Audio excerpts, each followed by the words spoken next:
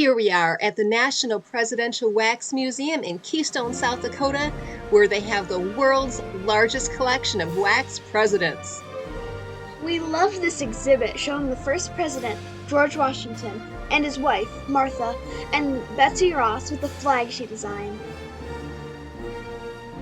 It was really fascinating to see the signers of the Declaration of Independence that included the second president, John Adams, and the third president, Thomas Jefferson.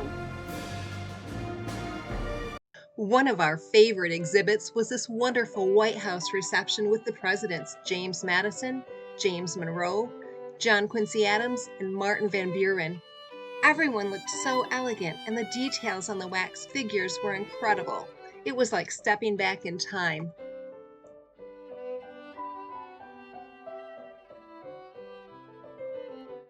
It was amazing to see General Andrew Jackson before he became president, making a deal with pirate Jean Lafitte in December of 1814 to defeat the English at New Orleans.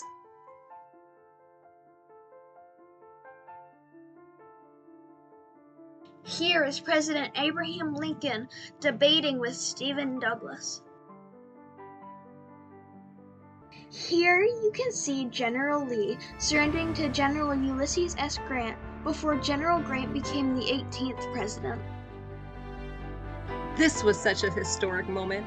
President Rutherford B. Hayes is testing the telephone invented by Alexander Graham Bell, while Thomas Edison's phonograph is also being demonstrated.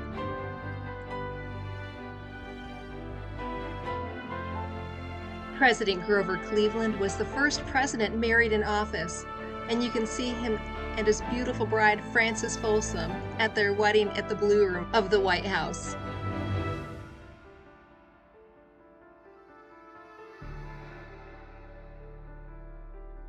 One of the most important presidents was Teddy Roosevelt. He was the 26th president and looked right at home with his trophies on the wall.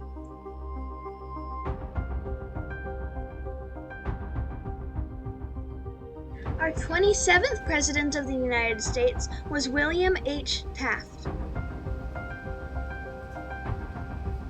Woodrow Wilson, the 28th president, is the only commander-in-chief to hold a Ph.D., and he famously kept a flock of sheep on the White House lawn during World War I.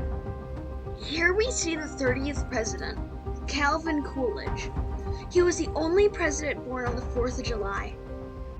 Franklin D. Roosevelt was the only U.S. president to be elected for 4 terms and started the fireside chats to talk about his policies over the radio and encourage Americans during the Great Depression. And here you can see the 33rd President of the United States, Harry S. Truman. Did you know that President Eisenhower was also a 5-star general? According to the JFK Library, John F. Kennedy famously kept a coconut as a paperweight on his Oval Office desk.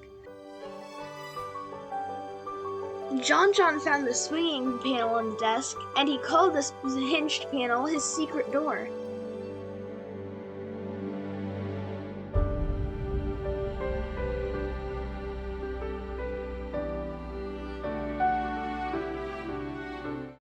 In this exhibit, you can see Lyndon B. Johnson being sworn in on Air Force One, becoming the 36th President of the United States, following the assassination of John F. Kennedy. This historic exhibit shows President Richard Nixon greeting astronauts Neil Armstrong, Buzz Aldrin, and Michael Collins on their return home from the moon. According to ConstitutionCenter.org, Jimmy Carter is the only United States Naval Academy graduate to be elected to the White House. President George Bush led America through the Gulf War. Here we have President Ronald Reagan and Russian General Secretary Mikhail Gorbachev meeting at the Moscow summit.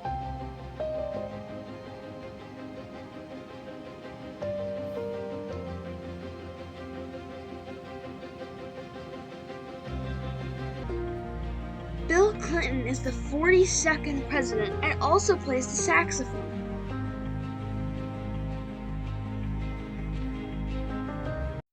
This exhibit shows President George W. Bush touring the World Trade Center site with Bob Beckwith, following the attacks of 9/11.